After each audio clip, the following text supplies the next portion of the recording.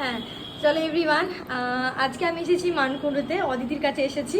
অদিতির লুকসটা তোমরা দেখতেই পাচ্ছ, ওকে একদম প্রিন্সেসের মতোই দেখতে লাগছে, একদম ডল পুতুল, এত কিউট, মানে বলে শেষ হবে না, ওকে এত সুন্দর লাগছে। বাট আমি ওর কাছ থেকে জেনে নেবো যে ওর আজকে কিরকম লাগছে ফুল মেকওভারটা।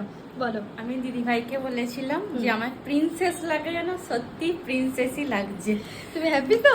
আমি খুব হ্যাপি, মানে মন থেকে বলছি, সত্যি আমি নিজেকে চিনতে পারছি না, মানে অন্যরকম লুকে আমি নিজেকে প্রথমবার দেখলাম দিদি ভাইয়ের কাছ থেকে। সত্যি আমি খুব স্যাটিসফাই। খুব খুব খুব সুন্দর লাগছে, মানে আমি আসার পর থেকে খালি তোমাকেই দেখে যাচ্ছি, আর এখন তো আরোই সুন্দর লাগছে।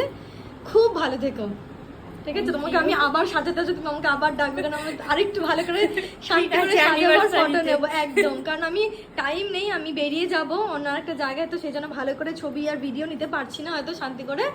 তো এখন আপাতত টাটা।